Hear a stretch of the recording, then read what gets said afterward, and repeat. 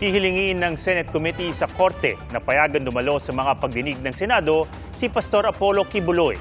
May mga bagong alegasyon ng pang-aabuso laban sa pastor mula umano sa mga miyembro ng Kingdom of Jesus Christ. Saksi si Ian Cruz. Mga panibagong akusasyon ng sexual abuse laban kay Pastor Apollo Kibuloy ang isinumbong umano sa mga pulis habang nagkakasasila noon ng operasyon sa Kingdom of Jesus Christ compound sa Davao City.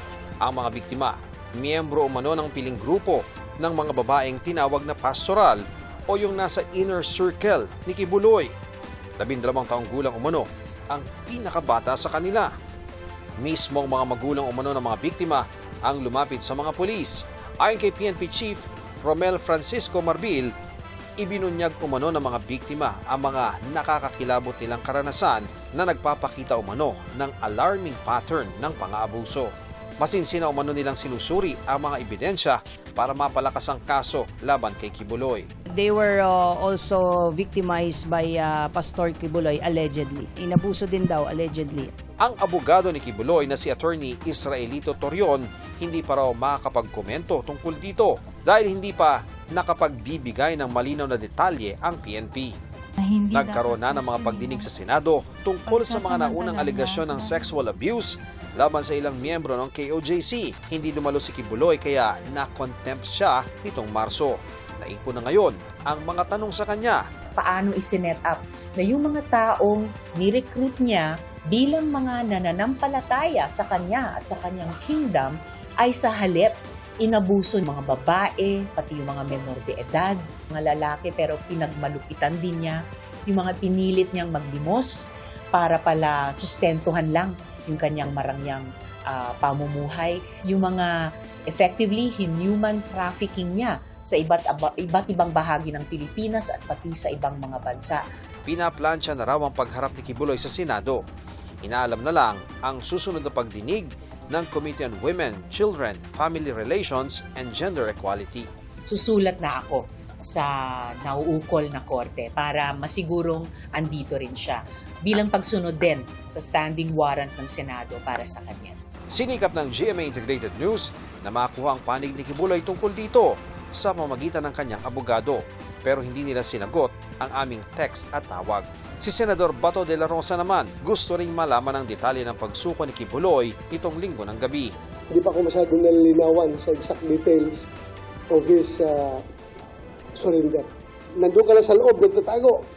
Gante, nasa loob ka lang. Eh, kung mag-surrender ka, paano na-involve ang isap? Na wala mang isap doon sa loob. Diba? Alam ka naman, papasok pang isap doon sa compound ng QGC para mag-surrender ka. Papaya kayong pulis na kontrolado nila yung area. May kasong child and sexual abuse si Kibuloy at mga kapwa niya akusado sa Quezon City RTC Branch 106. Sakaling manaig ang utos ng korte, ililipat ang pastor at si Crescente Canada sa kulungang ito sa Quezon City Jail. Sa female dorm naman ikukulong sina Jacqueline Roy, Ingrid Canada at Sylvia Semañez. Depende sa security assessment kung ihahalo ba sila sa ibang persons deprived of liberty. Kung ano ang treatment, how we classify pagsiselda at treatment sa isang ordinaryong PTL, ganun din po sa kanya kasi ordinaryong PTL lang po din yan sa paningin ng BJP. Sa ngayon, nanatili muna sa PNP Custodial Center ang mga akusado dahil sa mosyon ng PNP. Ang kampo ni Kibuloy, mas gusto sanang house arrest o mailipat siya sa kustodiya ng AFP, bagay na kinontra ng Department of National Defense. Mahigpit daw ang security protocol sa mga pasilidad ng AFP, kaya hindi pwedeng gawing kulungan ng mga suspect na may kasong kriminal. Ang DOJ naman, ipinauubaya na sa korte kung pagbibigyan nito. As far as I remember, yung mga binibigyan ng house arrest, yung mga hindi nag-resist o kaya pumayag kagad na maaresto.